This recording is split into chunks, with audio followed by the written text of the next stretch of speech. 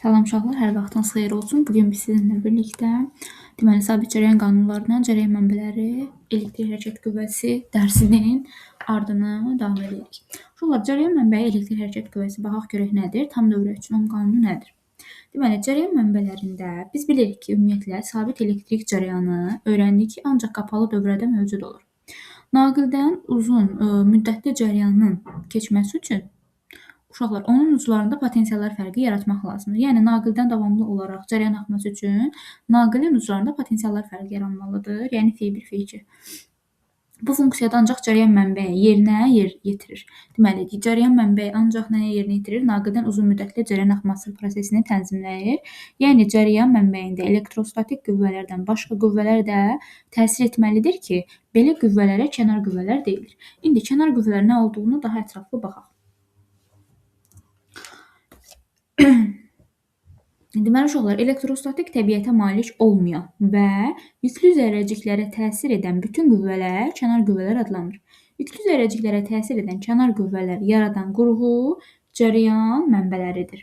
Kənar qüvvələrin gördüyü iş sıfırdan fərqlidir və elektrik hərəkət qüvvəsindən istifadə olunur. Baxın, yükün qapalı dövrə boyunca hərəkət etdirən zaman kənar qüvvələrin gördüyü işin həmin yükün miqdarına olan nisbəti ilə ölçülən cəmiyyətə elektrik hərəkət qüvvəsi deyilir. Yəni, elektrik hərəkət qüvvəsi kənar qüvvənin gördüyü işin yükə olan nisbətinə deyilir. Vahidi, biz bilirik, görülən işin vahidi jouldur, yükün də vahidi kulondur. Deməli, joulun yerinə Newton vur metr, amper vursun saniyə də yazmaq olar. Bu bizə 1 verir, 1 voltu. Eynən uşaqlar, baxın, gərginliyə oxşuyur. Gərginlikdə də U bərabərdir, A bölünsün Q-dür. Burada da elektrik hərəkət qüvvəsi bərabərdir kənar qüvvənin gördüyü işin yük olan nisbətinə. Deməli, hər ikisində vahidi voltdur, bilirik ki. Gərginliyin də vahidi voltdur da. Uşaqlar, elektrik hərəkət qüvvəsi ədəd qiymətcə müsbət vahid yükün qapalı dövrə boyunca hərəkət edən zaman kənar qüvvənin gördüyü işə bərabərdir. Yəni, dedik ki, elektrik hərəkət qüvvəsi kənar qüvvənin gördüyü işin yükə olan nisbətinə bərabərdir.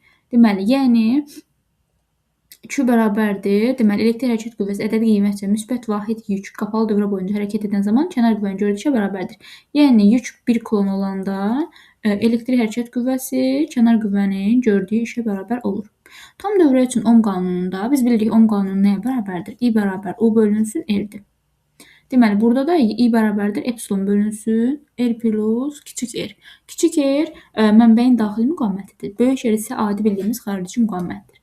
Buradan deməli, epsilon tapsaq bərabərdir. I vurulsun R plus R-dir. Uşaqlar, bu da bərabərdir nəyə? I vurulsun R plus deməli, I vurulsun, cərəyan şiddəti vurulsun kiçik R. Mənbəyin daxili müqaviməti. Biz bilirik, I vurulsun R bizə verir buradan gərginliyi. Deməli, U bərabərdir I vurulsun R olduğuna görə burada yerinə yazıram, bərabərdir U plus I vurulsun R. Deməli, tapdıq ki, epsilon bərabərdir U plus I vurulsun R. U nə idi? Cərəyan mənbəyinin sıxaclarındakı gərginlikdir və buradan U bərabərdir, sağa keçirsək, U bərabər epsilon minus I şəklində alınmış olaraq. Və U-nun I-dən asılı qrafikini, epsilonun, burada isə I qısa qapanma cərəyan şiddəti adlanır. İndi uşaqlar, gəlin bu şərtlərə nəzər salaq.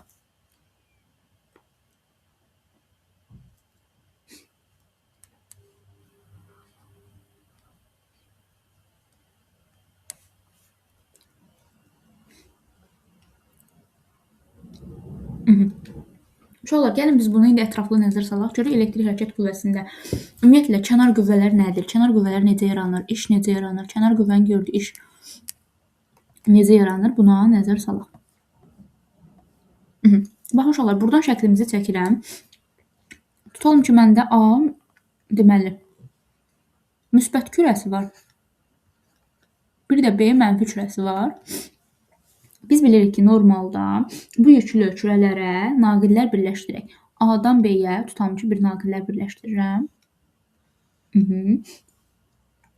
Uşaqlar, biz bilirik ki, müsbət yükdə mənfi yükə doğru cərəyan yaranır. Doğrudur. Metal naqillərdə yüklər elektronlardır. Yəni, metallarda əsas yük daşıyıcılar elektronlardır. Və elektronlar müsbət yüklü kürəyə gəlir və dövrədə cərəyan yaranır. Deməli, həmin bu elektronlar mənfidən müsbətə doğru hərəkət edir və bu zaman dövrədə cərəyan yaranır. Və bu mənfilərin hamısı müsbət olan hissəyə gedir. Uşaqlar, baxın, bu mənfi yüklər var, hamısı gəlir müsbətə. Yəni, mənfi qalmır. Nə olur? Deməli, bu mənfilərin hamısı müsbət olan hissəyə gedir və beyni neytrallaşdırır. Doğrudur. Aşırılıqda müsbət və mənfi yüklər bir-birinə bərabər olduğundan potensiallar fərqi 0 olur. Deməli, bu mənfilər getdi müsbətə. A-da müsbət və mənfilərin sayı bir-birinə bərabər olduğundan potensiallar fərqi 0 olur.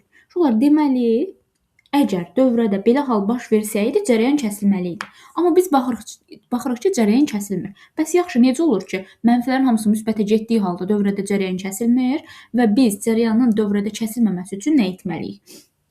Deməli, dövrədə cərəyanın kəsilməməsi üçün biz həmin bu elektronları, baxın, B-dən A-ya gələn elektronlar var idi, həmin bu elektronları nə etməliyik? Deməli, burada F1 yazım, müsbət, burada F2, mənfi potensiallar. Deməli, həmin biz bu elektronları yenidən öz əvvəlki yerinə qovmalıyıq da, belə deyim, bura. B-yə qaytarmalıyıq. Həmin bu elektronları, mənfiləri qaytarmalıyıq B kürəsinə. Deməli, biz dövrədə cərəyan elə etməliyik ki, kəsilməsin. Yoxsa cərəyan bir müddət sonra kəsilər. Deməli, dövrədə cərəyan mənbəyinin vəzifəsi elektronları müsbət qütbdən mənfi qütbə aparmaqdır. Mənfi yüklü zərrəciklər normalda uşaqlar öz başına geri qayıtmaz. Eləmi? Deməli, mənfi yüklü zərrəciklər öz başına geri qayıtmaz. Mənfi yüklü zərrəcikləri aparan, geri qaytaran, yəni elektrostatik təbiətli qüvvələr deyil. Elektrostatik təbiətli qüvvələr uşaqlar həmişə, diqqətli olaq, baxın gör nə deyirəm. Elektrostatik təbiətli qüvvələr həmişə mənfini aparır müsbətə. Doğrudur. Biz də müsbətdən mənfi aparmalıyıq. Deməli, biz elektrostatik təbiətli qüvvələr artıq müsbətdən mənfi apara bilməz. Doğrudur. Deməli, bizə kənar qüvvələr lazımdır ki, həmin bu kənar qüvvələr bu müsbətdə olan mənfiləri təzədən qaytarsın özünə. Mənfiyə aparan həmişə kənar qüvvələrdir. Deməli, uşaqlar, mənfi yükləri bir hissədən digər hissəyə aparan zaman, baxın, bu mənfiləri var, gəldiyə bura. Bunları təzədən öz yerinə qaytarmaq üçün müəyyən kənar qüvvə lazımdır və bu kənar qüvvə də təbii ki, müəyyən iş görəcək bu zaman. Buna görə biz deyirik ki, elektrik hərəkət qüvvəsi kənar qüvvənin gördüyü işin yükə olan nisbətinə deyilir. İndi yəqin ki, aydın oldu ki, elektrik hərəkət qüvvəsi nədir? Burada yaranan kənar qüvvə nədir? Yenə deyirəm, elektrostatik təbiətli qüvvələr, deməli, mənfini nə edir? Daha doğrusu, elektrostatik təbiətli qüvvələr müsbət qütbə, mənfi qütbə aparır. Bu belə.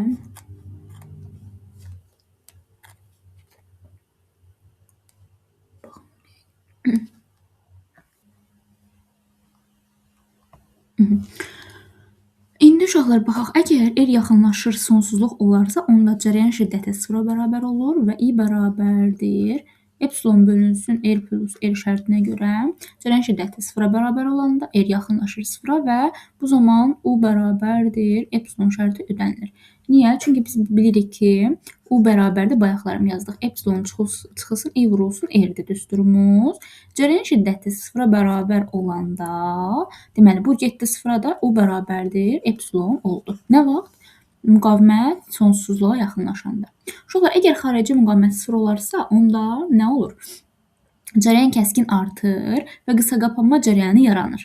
Deməli, cərəyanın artması nəticəsində qısaqapanma cərəyanı yaranır və bu zaman I qısaqapanma, deməli, I bərabərdir, epsilon bölünsün R plus R-ə görə, R 0 olanda I bərabərdir, qaldı nə? Epsilon bölünsün R mənbəyin daxili müqaviməti. Nə vaxt? Deməli, müqavimət 0-a bərabər olanda. Buradan da R-i tapsaq, R bərabərdir, epsilon bölünsün I qısaqapanma olacaq. Şöyle I qısaqapanma cərəyan şiddəti deməli, R ilə tərs mütənasib asılıdır, epsilon isə R-dən bu şəkildə asılıdır. Bu qrafikləri yadımızda saxlayaq. Əsasdır bunlar da. İndi Q bərabər bilirik ki, A kənardır. A kənarın da yerinə Q-yə yaza bilərik və Q-nun yerinə yaza bilərik I vurulsun T. Çünki I bərabərdir Q bölünsün T şərtinə görə Q bərabər I vurulsun T-dir və I-nin yerinə yazırıq nə? I bərabərdir, epsilon bölünsün R plus R-dir. Gətirib yerinə yazsaq burada epsilon kvadrat olacaq. Bölünsün R plus R, bir də vurulsun T. Deməli, I kvadratı R-T. plus i kvadratı ertə alınmış olur. Yəni epsilonunu gətirib düsturda yerini açıb yazsaq.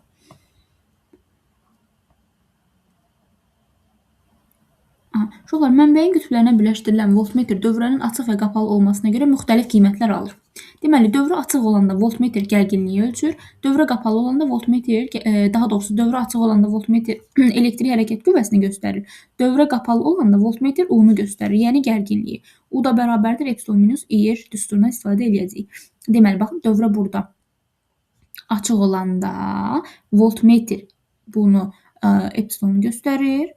Dövrə qapalı olanda voltmetr göstərir gərginliyi. Və bunlarda diqqətli olaq.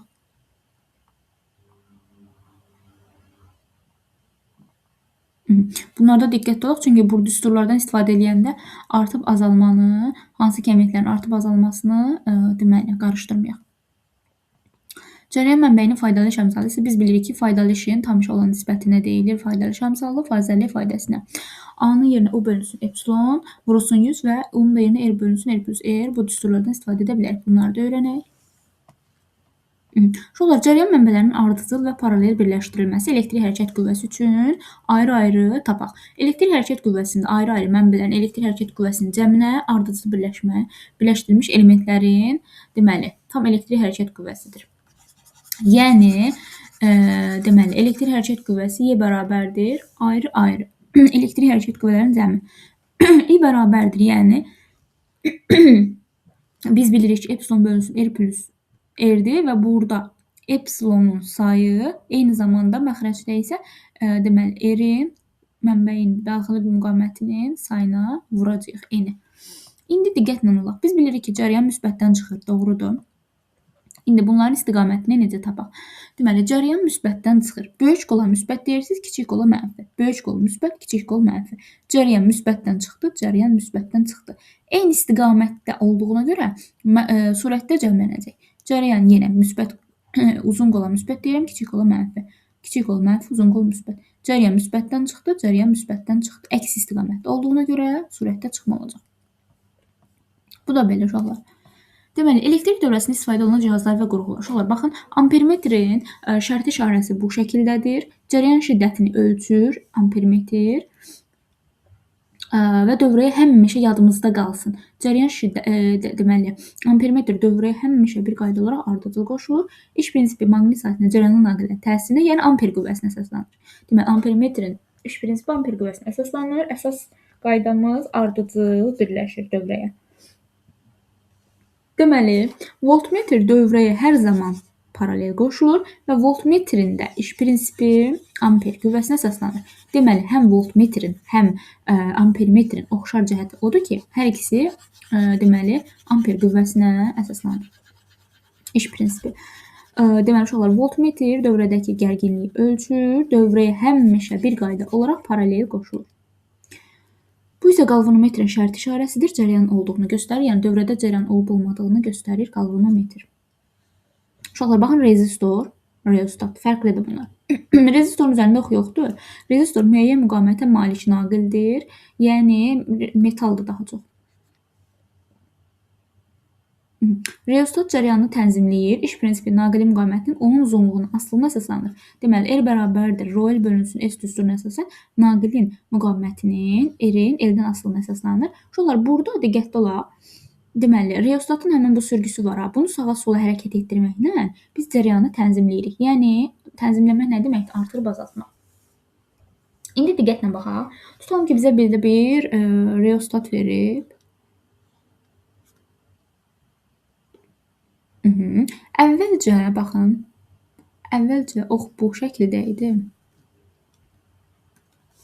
Deməli, bura 1 yazaq, bura isə 2 yazaq. Uşaqlar, reostatın sürgüsünü bir vəziyyətindən 2 vəziyyətinə gətirim. Deməli, reostatın sürgüsünü həmin bu bir vəziyyətinə gətirəndə reostatın işçi hissəsinin uzunluğu deyir azalacaq və nəticədə müqavimət azalacaq.